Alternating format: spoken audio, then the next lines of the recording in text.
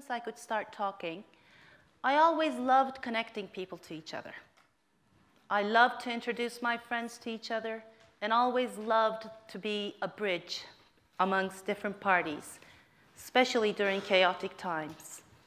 Matchmaking was also included in these ventures. I don't know how many couples I connected. Some of them invited me to their wedding to be a witness. I'm pretty good at this. So if you guys are single, see me after the speech. I'm good at this. By the time I was in my 30s, I had a rather pleasant life. I was the country exams manager for British Council. I'd made many, many personal choices for myself. I thought I was really happy. After 7 years at this wonderful job with 2 sons and a happy marriage, I still wasn't completely happy. I didn't know what it was. I couldn't describe what it was, but it was an emptiness within me. I think I was around 40 when it struck me that this emptiness was I was actually searching for a meaning in my life. It took me several months before I decided that this talent that I had in connecting people could actually lead me to my meaning of life. So I started working on this. It was a tough time, but in those days I realized that we individuals need to start thinking beyond our individual choices. I realized until then, all I was doing was thinking about myself. What about the society we live in? So I started thinking beyond individual choices, started thinking about social choices. We can do a lot in this society. If we want to make a change in the society, we do have a choice, and we can give more to the society than what we're giving now. For example, we can choose to eliminate the prejudices and polarizations in our country.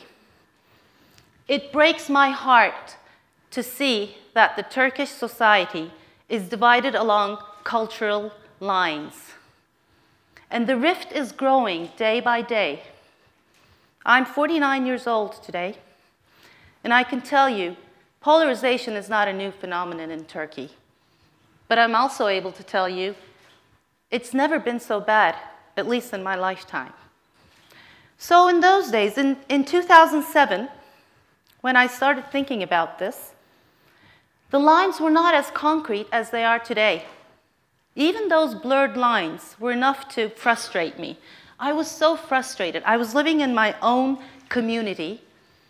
I had my own friends.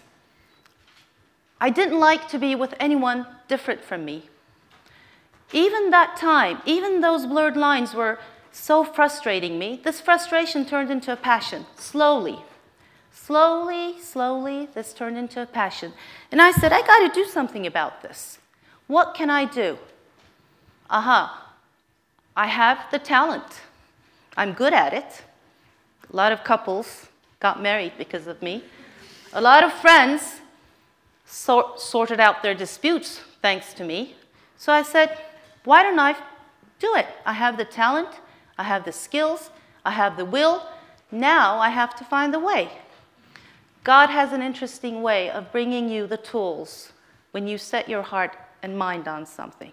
So that's how I came across an organization called Common Purpose. Common Purpose brings people from a wide range of backgrounds and sectors, people who might otherwise never meet. What it aims to do is it aims to help people be better leaders in the society, be more effective leaders in the society. When we say leadership, I don't mean the classical leadership. I mean leading beyond authority. Leading beyond authority is leading outside of your circle, without your legitimate authority, not within your own space, coming out of your comfort zone, places where your business card doesn't have an effect, leading beyond your authority. I believe in this because if we want any changes in our society, we have to start leading beyond our authority. I'm completely obsessed with this. Why am I obsessed with it? Because we need leaders who can operate, who can lead across cultures, across boundaries, across borders, if we want anything to happen. I believe every individual, successful individual in this room owes more to the society than what you're currently giving. We all do. If we're successful in this society, we have to give something to it. I believe that leaders can no longer play the four monkeys. We don't have the luxury to say, I can't see, I don't know, I can't talk, I can't hear. That's gone, long gone. We need leaders who can operate outside of their circle. We need leaders to learn to lead outside of their authority, because they have to perform the role of being a leader in the civil society. Civil society is an important term for us. Civil society is the space where individuals take action for the greater good, not only for themselves. It's a space full of personal responsibility. A lot of people who have responsibility to do something. Taking responsibility. Taking responsibility is not just not going on vacation and going voting. Taking responsibility is much more than being aggressive in the social media. You need to do more than that. If you really want to make a change in the society, if we want people to connect, we need to be proactive. Now, I chose to work against polarization. I chose and aimed to bring together people with different backgrounds, different education, different religious beliefs, different political views, different lifestyles, completely different. So with this passion, together with a handful of people whom I managed to resonate my passion to, we established a Turkish association called Ortak İdealler Derneği, which is Common Purpose Turkey. I couldn't have done this by myself. I needed people to help me do it. Today, we have over 500 leaders who've been on our programs. So what do? What does Common Purpose do? We bring together leaders from the private sector, the public sector, and the NGOs, and we persuade them, we give them the knowledge, the inspiration, the networks to be a better leader in the society, to lead beyond their authority, so that they can be better leaders in our society. This is an example I'd like to give you. A couple of years ago, a group of people, leaders from the three sectors, the public sector, private sector, and the NGOs, they came together. They brought 40 students, disadvantaged, socially disadvantaged kids from Mersin to Istanbul. These socially disadvantaged children were gathered by an association in Mersin. They were working in the streets, some were orphans, they were all very poor. All 40 of them came to Istanbul. The flight tickets were purchased by a tourism agency owner. Accommodation was provided by a director of district education. The transportation in Istanbul was provided by Istanbul municipality. The concert venue was organized by the Para Museum manager. Tickets were sold. They gave a concert here. Tickets were sold by everyone. In order to make this happen, this group of people had to work together. They had to have meetings. They had to plan together. They had to listen to each other. They had to literally work together to make this thing happen. It was a win-win situation. For us, the important thing is they had to communicate. So the walls had to be broken down. What I'm saying to you is, if you feel angry about something, like I was, you need to start leading beyond your authority too. What I'm trying to do, I was angry about polarization. I gave you my example. What I'm trying to do is I'm trying to break the walls and connect good people in the society who are different. That's the key word. I'm trying to help them explore the richness of diversity and find the meaning of their lives, just like I did. I'm trying to build a better Turkish society where we can all understand each other. Understanding doesn't mean accepting and agreeing.